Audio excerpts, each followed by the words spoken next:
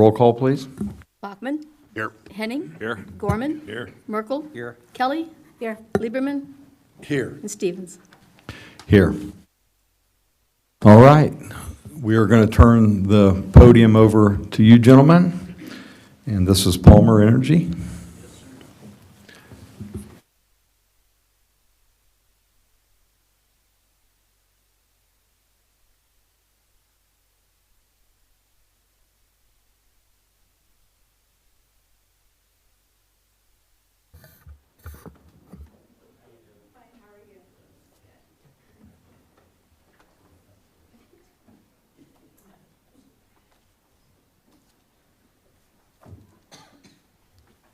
All righty. Well, first of all, thank you for having us out and inviting us to go over our program here for you. My name is Phil Dysert. I'm from Palmer Energy. We're the independent consultant for the MVCC Energy Program as well as the Ohio Municipal League in addition. I have with me Mr. Mark Fry. He's the president of Palmer Energy, and Mr. Jay Weiskircher from the MVCC. So just wanted to go over briefly our program. Assuming you have some knowledge on aggregation, just give you a brief informational piece on that, and then open it up to questions and hopefully answer any questions that you may have. So just a reminder, governmental aggregation is the coming together of communities, whether that be a township, a city, village, or county. In this case, we're looking to do several cities together. And the goal of governmental aggregation is to achieve purchasing power. So the more households you have together, the better the pricing is going to be for you. So versus going out individually by yourself. As you probably know, the energy market is deregulated in the state of Ohio. So you can shop for the supply portion of your costs there, and so that's what the aggregation kind of deals with. So why would you want to go with the MVCC program? Just wanted to put up some information there on the slide for you. We currently have 17, and actually there's 18 communities that are interested in joining the MVCC energy program. With that, there's over 61,000 residential households, in addition to about 5,100 businesses. And that load is 860 gigawatt hours per year, which comes out to 860 million kilowatt hours, and that's usually what your bill is measured in as kilowatt hours there. So we're talking about a significant group here.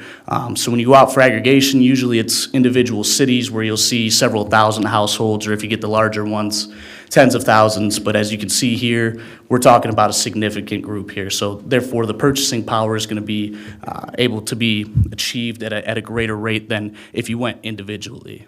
And we also have, I know Clayton currently has passed just the electricity portion of it. We also are going to run a natural gas program as well, so that's something that could be in the future for the city. So again, great opportunity for it, a lot of interest in the area as well. So why has aggregation become so popular? On the next slide here, just kind of wanted to break it down again very quickly for you. The PTC, the price to compare, is what the utility charges. So when you're with AES and you don't shop, this is what you're charged. And so recently, a couple years ago, we were looking at prices that were about 4.5 cents per kilowatt hour.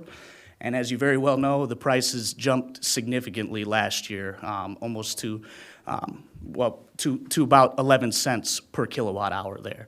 As you can see, the rest of the state is catching up, and that's kind of the emphasis of starting the program as well is, unfortunately, we're not seeing those prices come back down.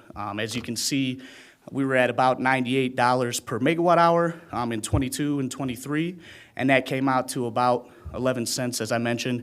As you can see, the price is even higher this year at $113 per megawatt hour. So, wish I could come up here and tell you that the prices are going back down, but unfortunately, it looks like we're see it at that level still there. So, the aggregation program allows you to have that ability to go out for the shopping with all those households, not just the cities, but with every interested community, and achieve that price that we're looking for, the lower price and the savings for the citizens there.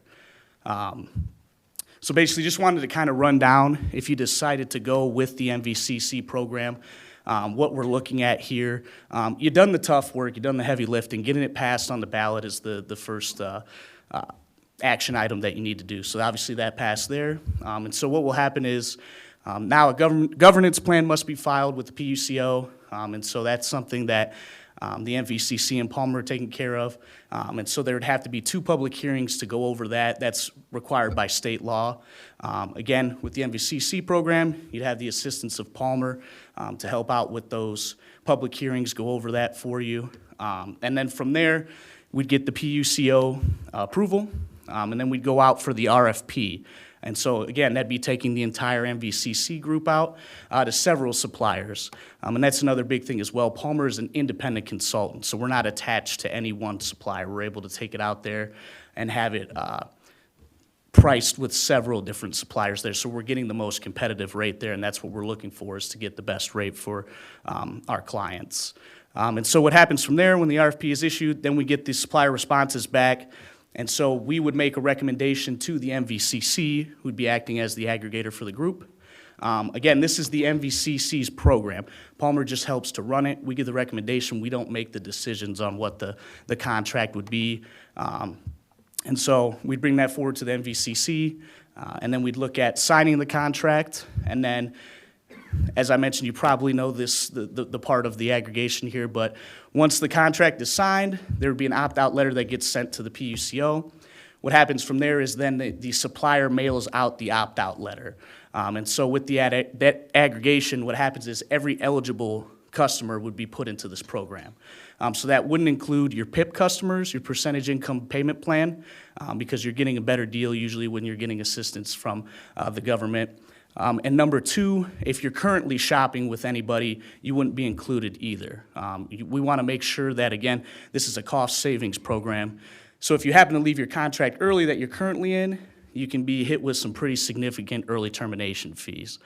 So that's where you see some issues there. So again, that's culled off the list there.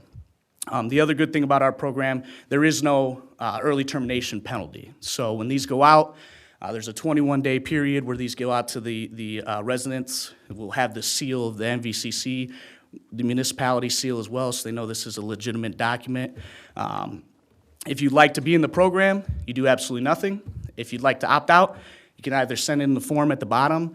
Some of the suppliers have it where it's electronically. You can go online and enter in your code and get out that way as well.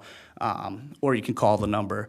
If you happen to not get that, if you're on vacation or you happen to throw it away because you thought it was junk mail, you're going to receive another postcard from AES stating that you're making the switch from AES to supplier that got that won the contract with the MVCC. So you have 7 days to rescind again from there if you don't want to be in the program. Again, if you happen to be on vacation again or it gets thrown out, you don't see it, at any time you can call the supplier and you can get out of the program. So nobody is forced to be in this program. The opt-out can happen any time. Same way for the opting in. If you happen to be in contract, like I said, we want to make sure that it's coming to an end. We don't want you to incur any early termination fees. But if it happens to be ending, say the contract with the MVCC goes for 2 years, your contract's up in a year, and you'd like to join the program, we can get you into the program, no problem with that as well. And that's something where Palmer would assist with that as well. And so after all that happens, then the first power is provided, and then you get the first bill. And this is a rough estimate of the timeline, so we're looking at the first bill to be to participants in August there. So again, big thing, no early termination fee with this. People can join in at a later date as well. And so nobody is stuck by any means in the program there. So, and then this last slide here, I just wanted to provide some comparisons for some of the other clients we work with in AES territory. We do have a couple more, but this is the ones that obviously are close here to you, and you can see the city of Xenia through Preble County on there. And as you can see, we signed these back in 2001, but the rates here, and this is for straight off the grid power here too. This isn't green energy. This is directly from the grid. In the 4.5 cent range there, we were able to provide. So For less than half of what we're paying AES right now. and again, this was signed in 2021. So obviously, when we go out for pricing, it's going to be different with where the market is now. But again, we have significant purchasing power there with the 61,000 households and over 5,000 businesses as well. So it's going to be good comparatively to the price to compare. And so, like I said, just want to provide that for you. Also, if there is any interest in green, if that's the way the MVCC would like to go, there are options for that, where we could do the normal power, the regular energy, and then you'd have an opt-in on there for green power, where on that opt-out sheet, there would be an option where you could opt in to get the green power. There's also a reverse way of that, where you could do the green with an opt-in for the regular energy too. What we found is most of our clients prefer to have the lowest price, and so that's what you usually see there with the pricing on that, so. And that's pretty much it for the overview there. Do you have any questions at all for us? At what point would those prices be provided to us? Sure, from the RFP, so you'd be looking at, the review would be, again, this is a rough timeline here, so we'd probably get out in May, middle of May there. And that would be that'd be both the grid and the green pricing? Depending on what the MVCC would like to do with it, yep, it would have the pricing. So when we go out for the RFP, we'd know what would be requested of it, and so that would have, when we send out the issue, that would have in there, we'd like the recommendation for both options on there. The one piece of that that would not be a rough estimate, I'm guessing, is the February file with PUCO? Is that something that is, I mean, we're getting there. Right, and I believe we're still, are we on track for the February 28th, or is that a? Yeah, yes, absolutely, yeah. I'm thinking because we only have 2 meetings, before then. Understood, Mayor. So, yeah, the February 28th, none of this these are not 2 stone tablets coming down from the mountain.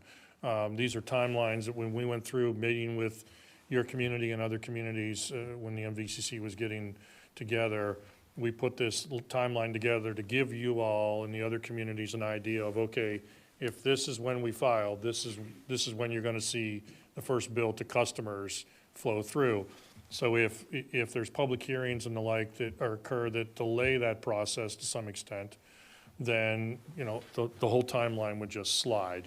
And, but the organization, we're on schedule so far for those public hearings with various communities have already indicated they want to join the MVCs for certain. So some of those communities are already underway and have scheduled public hearings and the like and are already moving forward with that. Which ones are local, do you? So the MVCC program so far, I think we've had conversations in Kettering, Centerville so far, and but there's 17 total communities. I don't know if Englewood's got their public hearing scheduled yet. Jay, do you know?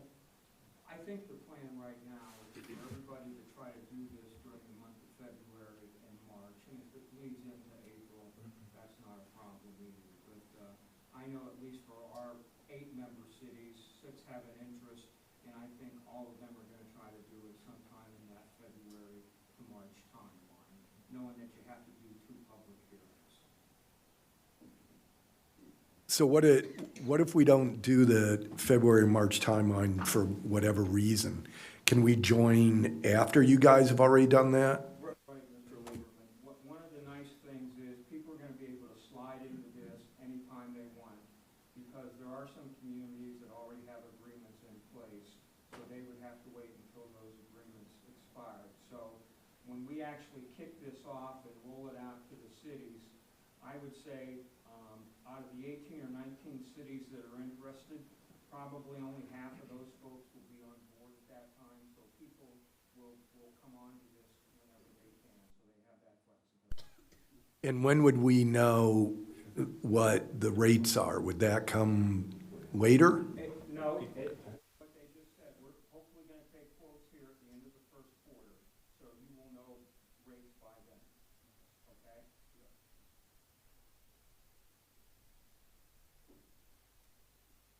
Hey, Jay, it may be beneficial if you tell the council about the governance body and how that works. Thank you, Amanda, because I was going to ask about that. Some of you may know me, but I had 35 years with the city of Oakwood, so I've been through this. I understand all the good things that you folks do and all the hours you put in, so I have a great appreciation for anybody who serves on city council. There's certainly a place in heaven for you folks. About 4 years ago, after I retired from Oakwood, I got the job at MVCC as the executive director. So certainly I am no expert on aggregation either, but I know more than I did 6 months ago because the AES electrical rate increase kind of coincided with the city of Dayton offering this program to their residents at about 4 cents per kilowatt hour lower than what other people in the area were paying. So immediately my phone started ringing and communities were saying, hey, MVCC, what are you folks doing? I said, well, I guess we're probably all going to take a look at aggregation, aren't we? And so that's when it started. So over the course of a 6-month period, we've done a lot of work here. We talked to the folks at SOPEC, and I don't know if you folks have talked to those folks. They've got a very good program. One of the things that we were looking at was both electric and natural gas, and at the time we talked with SOPEC, they did not have the natural gas component, but I believe they have that now. So we did our due diligence. We decided to work with Palmer. They have an existing service relationship with the Ohio Municipal League, which we looked at something that was very positive. They've been working with OML, I think, since 2017, Mark? Correct. Okay. So that's about a 5-year relationship they have there. But anyway, going back to what Amanda originally asked me, we've got this governing body. We've had to put all this stuff together on the fly. So everybody who's going to be a member is going to have, everybody who is a member is going to have someone on the board of directors, so to speak, that'll help make decisions on this. So to the extent that Clayton's involved, they'll have one representative on that. It might be a council member, might be a staff member. But that's how it's going to work. And then that body will work with me in terms of making decisions on what provider we offer and those kinds of decisions.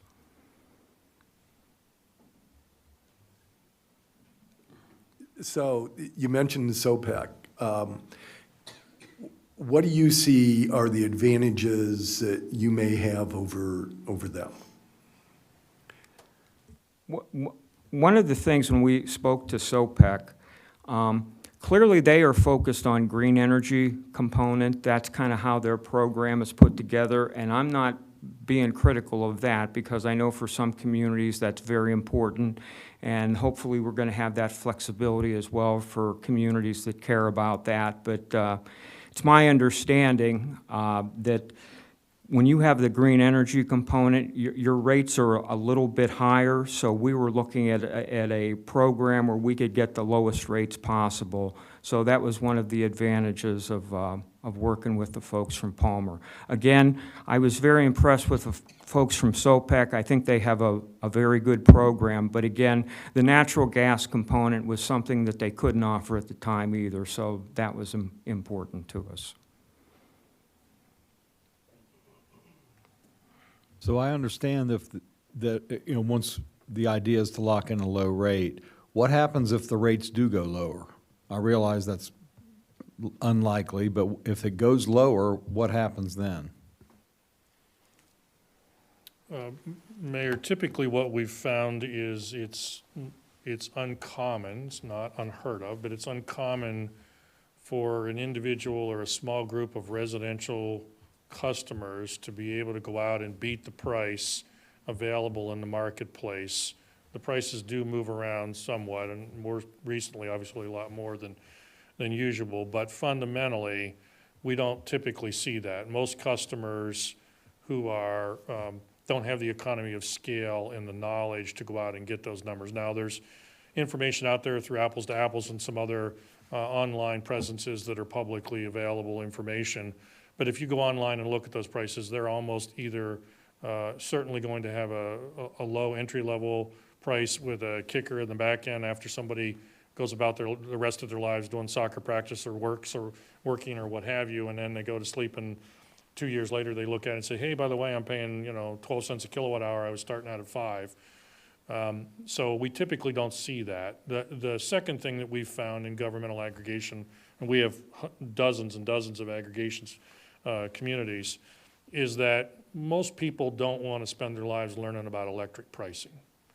They just want to go about their lives and let somebody else, if the community's going to take care of this for me and do a good job and help try to save me some money, I'm in, and we've seen over time, even those people who shop on their own did so because they didn't have this as an alternative, but over time, when they start talking to their neighbors saying, well, I just get this letter in the mail and my price flows and it is what it is, they're not worried about it, so then we see people that actually start to opt into the program. And even in some cases, people that originally said, no, this is a communistic plot, aggregation is a terrible thing. A lot of those people in some communities who were paying 4.5 cents, when we went out and got that 4.5% price, they were paying 4.7. When they started paying 11, suddenly they were real interested in getting to that 4.6 or 4.5 cent price. And our phones started ringing off the hook, as you might imagine, because we're not talking about $25 a year now, we're talking about $40 a month. And so we actually started having a lot of phone calls. We got hundreds and hundreds of phone calls from people in Greene County and the city of Xenia and the like. I get. So, well, I'm sorry, yeah. I'm not sure, I apologize, I didn't answer your question, Mayor. So fundamentally, because you have a zero, if the price falls, let's just say we lock in at 6 cents, and a year goes by and it's a 3-year price, you lock in at 6 cents, and you get an offer in the mail from a supplier at 5. And you say, hey, I'll take 5 cents. You basically sign up, you call, you do whatever that offer says. They send the notice to the utility. There's a drop notice that comes through to the aggregation supplier, and you leave, and the next billing cycle or 2 billing cycles, depending on when you decide, you go and you get the 5 cent price, and there's no termination fee. So effectively, this is a price cap. So you can opt out at any time without penalty, and that's the way that the program is designed. So there's it's- no contracts? I'm sorry. Pardon? I didn't mean to interrupt. There's Oh. no contracts? There's a contract, there's a letter that goes out to you as a Okay. consumer, but part of that contract says you can leave at any time for well, it hasn't always been that way, but in recent years, suppliers are okay with just saying, hey, if somebody wants to leave, that's fine, there's a $0 termination fee. Now, if you're shopping today through another supplier on your own, you need to be very careful and recognize that your contract may not say that. A lot of times, those prices will have 50, 100, or even we've seen $150 termination fees. So just be cautious, because it is a contract, and for $150, they'll probably send you a bill. We've chosen not to do that, because I just think that the way this program is structured at a $0 termination fee is better for the consumers, because they can get out whenever they want. And that gives them the freedom, if they choose to avail themselves of a different alternative, they can.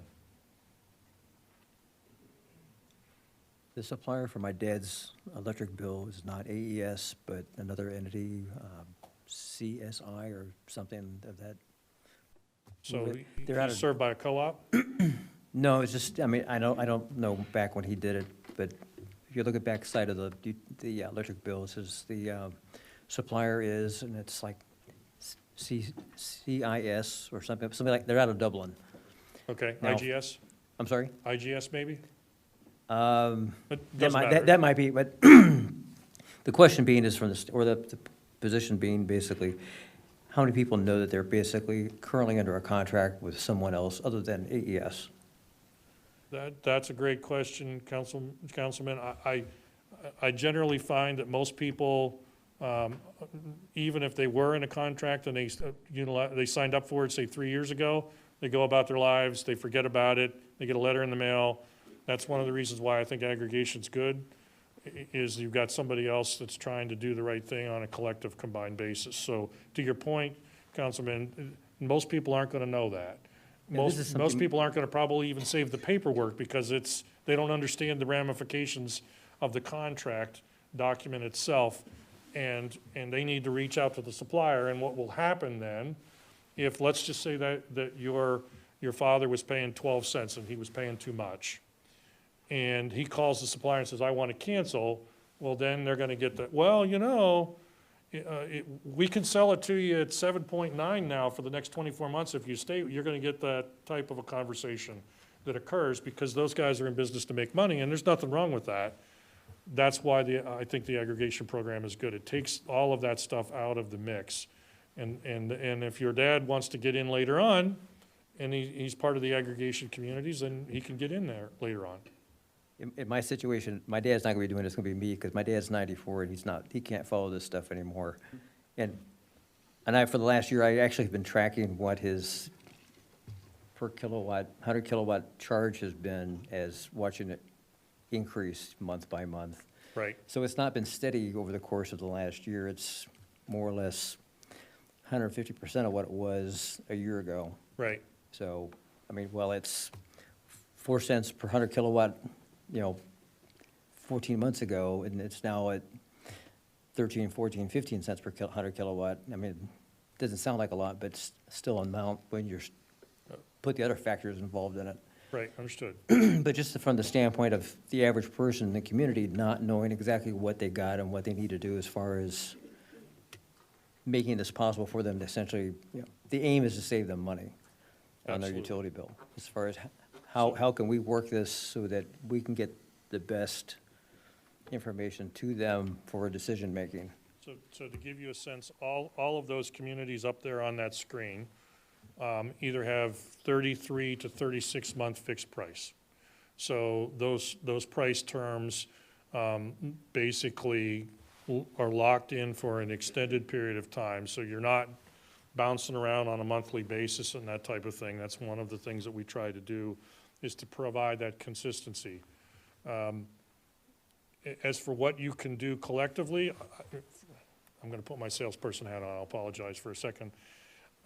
Join the MVCC, because that program will provide the opportunity to get an economy of scale. 61,000 households, that's net households. That's after that's our estimate after people have shopped and people that are only eligible and decide to stay in. That's our estimated household count. I've been doing this a long time, and that's bigger than the city of Dayton's program based upon the populations and the like of the communities. If all 17 or 18 communities decide to participate, you can get that economy of scale by jumping in to do this. And we think that that's going to get you the best price and provide you consistent pricing on a going forward basis. Jay, is that what you're thinking about, possibly for like a 3-year contract? Yes, Mayor. The way this is written, the contracts could go to a maximum of 3 years. They could also be as short as a year. So we'll take a look at the pricing and see what we feel works to our best advantage. I know with doing collaborative things, the questions that councils always ask, and they should, who else is doing this? Well, I can tell you, your neighbors in Brookville are interested. Englewood is going in. City of Union, I think Phil was just there 2 weeks ago meeting with John Applegate and his city council. City of Vandalia, all the way up to Troy and all the way south to Monroe. Almost every community in that 25-mile area has at least expressed an interest in working with us on this. And as was just explained by Mark, one of the things as we were putting this together is, trying to be as flexible as we can in terms of people coming in and out of the program and making sure we're doing everything to make ourselves user-friendly. So I think we've tried to do this. The legal counsel who I work with is McNamee and Associates, and Mike is the law director for the city of Englewood. So Mike has vast experience in municipal law and what it takes to kind of get things done on the local level. So as I said, in a very short period of time, we've put this program together, and part of that is because of the folks here from Palmer who have just been wonderful to work with. Jay, If council decides that this is what they want to do, can you kind of walk us through that legislative process, what we need to pass to join with MVCC? Yes, there is a document called the Rules of Governance that council will need to pass. Now, we have put that together and that is available. The Ohio Revised Code requires that you have 2 public hearings for that. So that is the process that we were talking about a little bit earlier. And then we've also put together a resolution that council would pass that basically says we're joining this MVCC program. So that's how it would work, Amanda. And like I said, a lot of the communities are looking at that February, March, April timeframe. And, you know, we would be happy to work with you on the public hearing process or anything that you need, any type of support. I'm happy to be part of that. Folks from Palmer Energy are happy. Like I said, they've had any number of meetings with city councils and work sessions and things. So, you know, we're doing a lot of the hand-holding at this point in time. You said that the other companies are in this business to make money. Is Palmer just in it because you like to come to these meetings, or? Well, Councilman, I like to come to meetings. I enjoyed the drive down, except for it got a little windy and a little rainy there for a few minutes. I'm sure you all saw that. No, I mean, we have a fee that we've negotiated that's embedded in the contract with MVCC through the OML Service Corp program, and that fee is .0005 per kilowatt hour. So and then that fee structure is broken down. Palmer gets some of that, and some of that goes to OML Service Corp, and some remains with MVCC to help them operate the program financially. What that means for your house, if you are sitting in a typical house, is if you participate in the aggregation, Palmer might make $2.50 to $3 off of your house per year. I was just kidding. I knew you weren't in I business. understand. And I knew you were kidding, Councilman. I understood that. But that's a great question. I mean, we're all in, you're not, because you're obviously a city, but as a for-profit company, that's obviously something we work with. But we also work with lots and lots of other communities, so we try to keep our fees as reasonable as possible. And in working with MVCC, you know, we negotiated those fees with them to try to keep them as competitive as we possibly could. Amanda, do you have any, so we've heard from SOPEC, we've heard from Palmer. Do we have any others that are going to be presenting to us, or? These are the 2 that I've requested to come to council. Okay. So then, Martina, would you just put this on our next agenda then for discussion, or? We can have it for discussion at the next meeting if that's what you want to do, and we can actually prepare legislation either way for whatever you want to do, and if you want to decide you want to add the legislation to the agenda that night, we can do that. Well, we need the 2 public hearings, don't we? No, I meant the legislation to decide which company you want to go with. So we would actually decide that before the public hearing, and then the public hearing would. Because you would have to decide if you want to go with MVC or MVCC, SOPEC, or whoever. Okay. Pass a resolution saying we're going with, let's say, MVCC, and then you're going to have them involved, and then I'm sure Jay and Palmer will, at that point, assist with getting those public meetings scheduled and assist with the governance plan from that point forward. Okay. Yeah, something that, you know, you stated was interesting and probably important for us to consider is so many local entities going with it, going with MVCC. So I appreciate that. And, you know, the lower price is what I know my residents want, so that is something that's extremely important to me. I know a couple of us have had inquiries galore from residents saying, we passed this in November, why are we not seeing a reduction yet? So. And much of the timeline that we're dealing with are required by state law. These aren't things that we can just, I mean, you deal with those things all the time. Sometimes there's a process you just have to go through, and residents don't understand the nature of the way the laws are written. It's really to protect them, but fundamentally it does take some time to go through these steps and moving and evaluating your options, and then looking to join and make a decision makes perfect sense to me from that perspective. But I understand you getting those phone calls, because people, you know, if they're more than 3 minutes in line at the fast food place and they don't have their food in their hand, they're asking why. So people want relief because they're paying 11 cents a kilowatt hour right now, and it hurts. So I want to go back to my previous comment. So we're not going to make 2 public hearings in February. Is that an issue for us? No. I don't think that, we're going to have communities, as Jay mentioned, joining, I'll give you an example. Troy, for instance, has their own program today, and they've indicated a very strong interest in joining the MVCC program, as Jay mentioned a few minutes ago.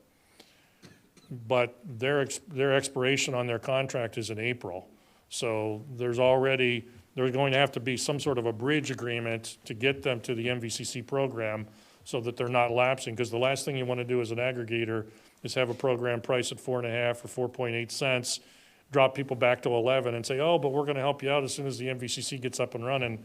That's not going to get you a lot of friends in your community. So there's going to be a bridge, and we're talking to the city about how to handle that. So there's going to be some communities like Xenia, who's indicated an interest. They're already with our program through the OML, joining the MVCC, and we've got to pull them in because they expire in May of '24. So they're going to come in, and so there's going to be different streams that are going to come in at various points that are going to continue to build the size of the river as we move forward. And Mayor, I think that we would be able, if council decides you want to go with this program, be able to meet that timeline. We don't have to hold the public hearings during a council meeting. We can advertise them for dates that aren't council meetings. We can hold them on the same day, correct? It can be 1 in the afternoon and 1 in the evening to allow people to attend. Yeah, state law just dictates you have to provide 2 weeks' notice of both meetings, when they are and where they are, 2 weeks prior to the first meeting. It doesn't necessarily have to be by state law during a council meeting. Now, obviously, some of the communities said, hey, this is when we hold public hearings, this is when we're going to do it, and that's perfectly fine, too. Every community kind of has its own way of doing things in that regard, so. And we'll be there, if you select us, we'll be there either, for both public hearings and be happy to answer any questions that you may have or members of the community might have. Okay, is there any other questions or comments, these gentlemen? Thank you very much for your time, everyone. If you'll step up to the microphone, yeah. If you'll step up to the microphone and state your name and address for the record. Yes, Jim DeVee at 6053 Kimmel Road. Thank you. Thank you, gentlemen, for coming here tonight. I wanted to know more about this program. I was interested specifically about some issues that came up in my research on the advertising for this, and I know it wasn't directly from the city, but the question that I have is about a particular site that advertised Yes on 14 from ClaytonElectricity.com. It was a flyer that was sent out during the election campaign for this. The contact information for that website goes to poweracleanfuture.org, and when I went to their website, there is this little tidbit. Aggregation contracts can also build a small fee into energy rates to provide funding for clean energy priorities. That sounds like a tax that the contract that you enter into could be imposed upon all of the members. Now, real estate, the secret's location, location, location. Aggregation, to me, the secret is price, price, price. I think you even said that. I would like to find out, or at least introduce you this idea that I would like you to have a fiduciary type responsibility for this. It is price, and it's nothing but price when you assume as the city to take over negotiation for your members' electric prices.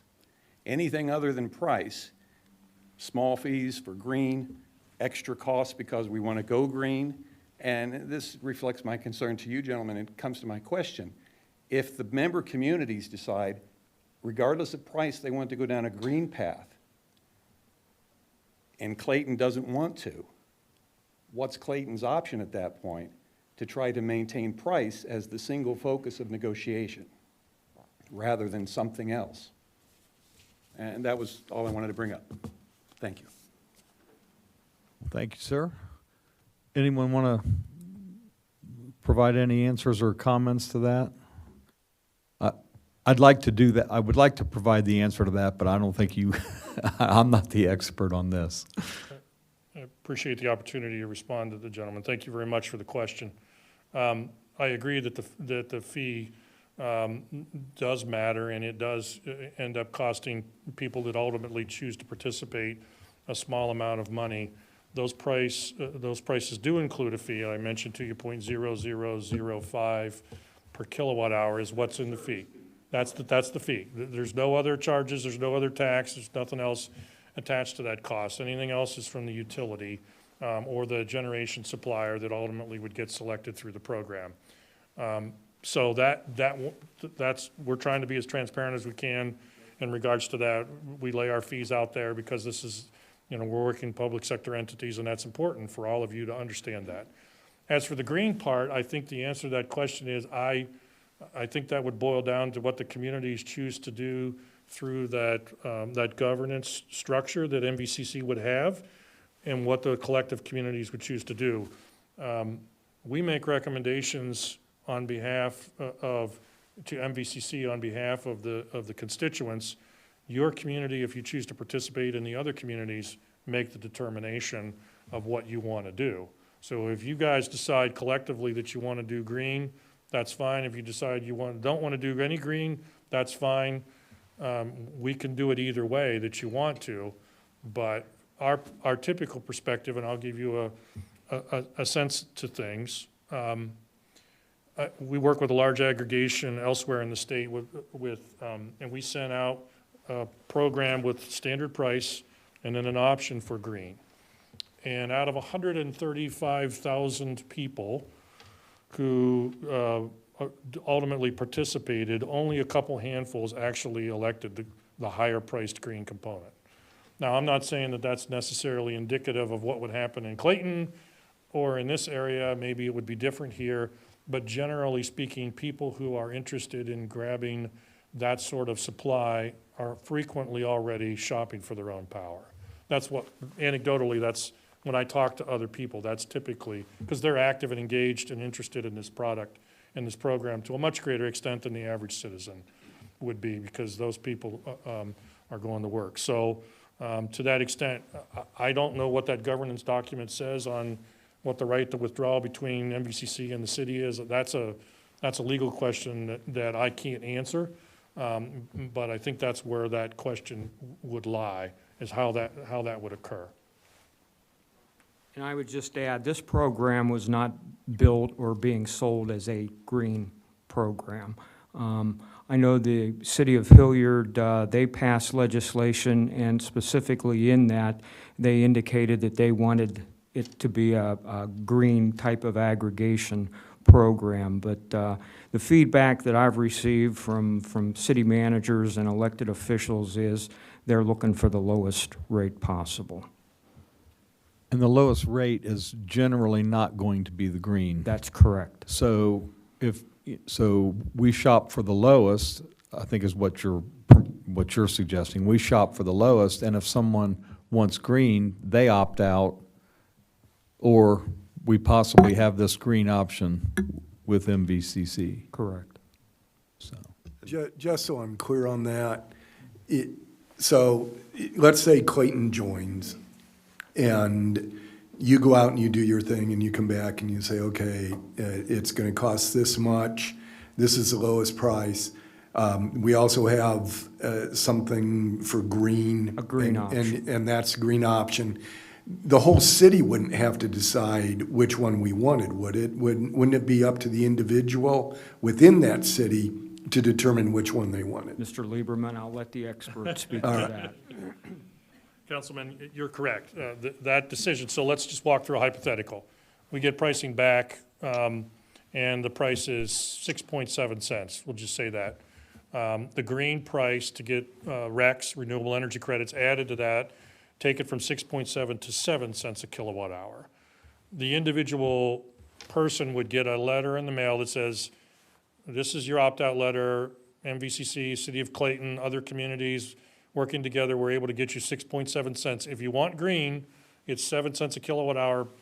Reach out via email, get on the website, pick up the phone and call, whatever structure is ultimately put, and that individual resident would make that call, not the city, not MVCC as a whole. in that particular alternative. Now, it can be done the opposite. You can flip that on its head if you choose to. But what we've heard from MVCC and lots of other communities is, hey, if you want to give a green option for people that are interested, that's fine. If they want to pay a little bit more on their bill, another $5 a month or whatever that number is, that's up to them. We can give them that alternative. If you want, if you want the more powerful engine, you're welcome to pay for it, but you don't have to buy it. That's kind of the way that we've seen most communities address that for people that are interested in going that route. Let's get the lowest price possible for everybody as much as we can. And then if somebody wants to avail themselves of a green product and pay a premium, then we can provide that option, but it's not required. So it would only be if we pass legislation that said it has to be green or it cannot be green, whatever we were to say, that would bind citizens of Clayton. Only to the extent that they would participate in the aggregation, Councilman. So, but they would still always have the option to go out and get green on their own if they chose to do so. Right. Makes sense?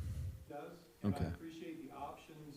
I mean, I'm not against green, I'm just in favor of price. And I think the Understood. citizens of Clayton Agree. deserve that and a commitment from the council that price is the guide, nothing else. And a green's better price, go for it. It might be someday, but not anytime soon. And that's what I was concerned about. No, The I conclusions are that there might be other issues besides price that could be put into the negotiation, and that was the flag I was trying to raise. My marching orders from MVCC is save our customers money. That's what I've heard from Jay, that's what I've heard from the communities like yourselves. We want our customers to save money, they're paying too much. Thank you for letting me ask so many questions. Appreciate it. Well, thanks for coming in. If I may, on kind of, so we were approached when we were putting this on the ballot, and a green energy group, back in the fall. And so that website you brought up technically had no affiliation with us. And if you look, this wasn't, when we put it on the ballot, this wasn't something like a levy or a bond where we would have been out there saying, hey, please vote yes for this. We put it out there, we just had hey, this is for you to vote on one way or another, because it doesn't really, it's not truly an advantage to the city, to the city government, in all honesty. We are giving the community the saying, hey, would you like us to look into this option for you? Because we could technically not do it. All passing it was the community saying, hey, go ahead and look into this, and we're for it if you want to do it. So these green energy companies, and very noble cause, and they're getting a lot buy into it. They're trying to get a lot of communities to buy into it to increase the buying power in their infrastructure. It's going that way, but noble cause, like I said. But that was the reason, why I like that website, because I had a few people similar to, mentioned something about the end, and I had to tell them, technically they have no affiliation with us, but they were just wanting more and more aggregates to pass so that they could potentially come in and, and get more green aggregates as well. Part of the reason for my attending was to get a feel for council's perspective on this, specifically because of that. I understood that communities banding together for aggregation, if their goal was to increase the purchase ability for renewable energy, regardless of cost, as an effort to push renewable energy growth. That's a perspective that, well, you said Hilliard, went down that path, I believe it's Hilliard in some community. I see Marble Hill was mentioned in a newspaper article in November, same thing. They had a specific indication that they wanted to target a green path. I didn't know if council was trying to go down that path as well, or were you just looking at getting better prices for the citizens of Clayton? I appreciate that I'm hearing it's price. I think our efforts have always been to try to do the best for the community as a whole, to give them, essentially everything's going up in price, and what can we do essentially to help kind of stymie some of that and bring things back to a more normal range? I don't want to spend more. I'll give Hilliard, who should have the same perspective, but instead says, we feel best for our community is green. And that's a tough road to hoe. Yeah, my own personal opinion is that might be something that might be 10 years down the road, because right now the infrastructure is not there to really strongly support it. But right now, our aim should be for the short-term goal of, we'd want to do aggregation to save persons money. And I think that should be our initial goal, prime number one, is what can we do essentially to save the community persons what they're paying each month on a utility bill. Martin pointed out, when I went down the path of these flyers that were pushing the program, not from the city, but from other entities, it always led to that same location. It's a renewable push, trying to get aggregate power to push that dress. It's like ESG investing, and changing your perspective from a fiduciary responsibility to a social responsibility perspective. Yep. Yeah, my thing is, they may be speaking well, but when it comes down to the brass tacks, bottom line, is that you're gonna be coming here and complaining to me essentially what your utility bill, they're not gonna be complaining to them, because we're the ones that set it up. So, we're the ones that gotta take the brunt of it. I know that you're saying we gotta pay 7 when you could have had 5, because you said you wanted to, that's, well, thank you. Any other questions or comments from anyone? Thank you all. That was a great presentation. Yeah, thanks for Appreciate coming your in, time. yeah. Thank you very much for the opportunity. We look forward to hopefully working with you. I guess I have a question either for the We mayor. look forward or to for lower bills. Martina, if we want to start moving this thing forward, can we, or should we, or does it have to be agreed upon tonight to try to do something in terms of getting something ready by next meeting time to do something? Thank you. Documentation-wise? You're allowed to discuss it if you want to discuss it. I mean, we still have a few minutes left, you know, for the workshop. So if you want to discuss it now, you can discuss it. You can discuss it at the next meeting. You can discuss it during your regular meeting after we start that. I'll leave that up to you. How do people feel just taking the next 5, 10 minutes? Just, how do you feel about this? What do I'm you in want to do? favor of Palmer. Likewise. I am also. I think what I like the best about them is, for one thing, I kind of know Jay, so, you know, at least we have some connection there. But the other thing is, I do like the fact that if someone wants to go green or someone, you know, they can opt out easily. And it sounds, I mean, again, this is a pitch, but it's, you heard them just like I did. It sounds like it'd be easy to opt out if you know, if you wanted to go with someone else. Yeah.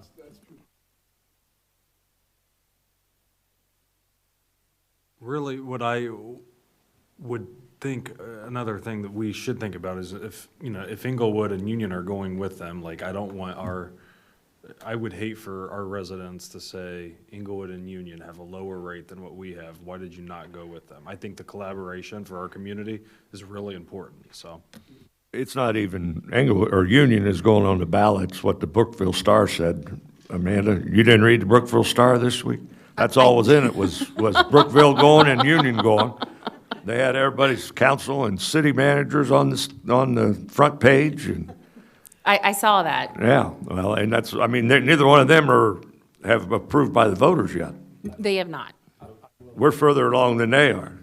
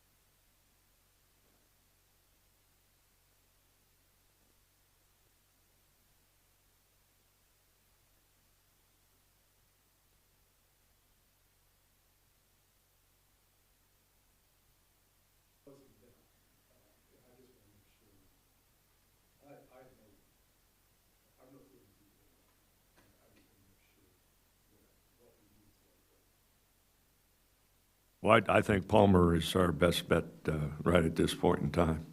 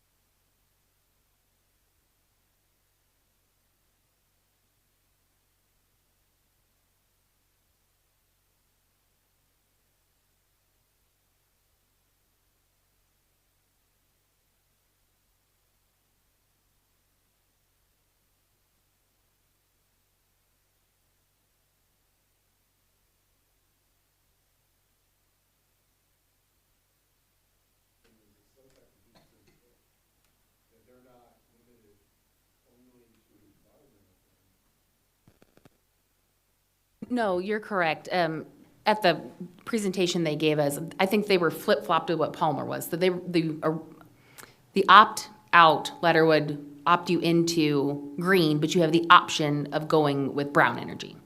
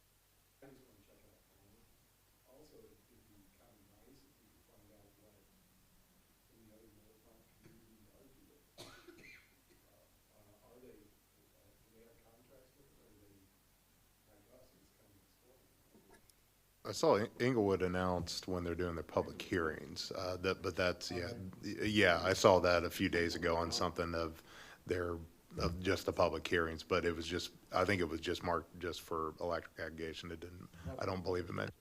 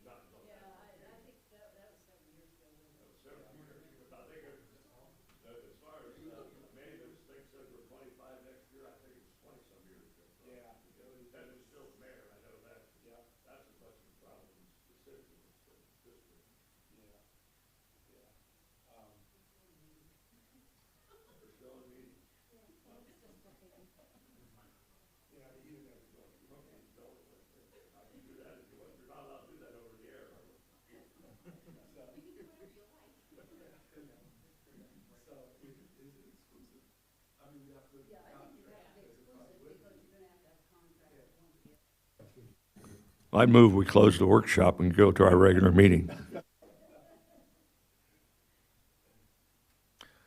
I would like to have Dennis do some homework on that, though. Yeah, I'd like to do that. Yeah. And everyone else. Because I don't think we have to I think- rush it. Yeah. Well, it sounds like we have a little time. I mean, I can't imagine that they would put Cheryl's name on there without her being able to say high remarks of MVCC. I can't imagine that. Same with Kent, with OML, so. No. I agree with you, but I just want to double check. Yeah, no, and I appreciate that. We can bring legislation at the next meeting and just leave the name of the company or group blank, and then council can make the decision at the next meeting who you want to go with. Perfect. Yeah, so. Well, let's just agree to each do our own. He had legislation. I have it, I can get it to you. Yeah, and I'm wondering if SOPEC has their own legislation too, so then we could have two pieces of legislation. Because I'm sure they're not going to be the same, yeah. Okay, is there a second to close the I'll workshop? second. Motion to close the workshop by Mr. Gorman, second by Mr. Bachman. All in favor? Aye. All opposed? Okay, we're closed, and we'll take just a couple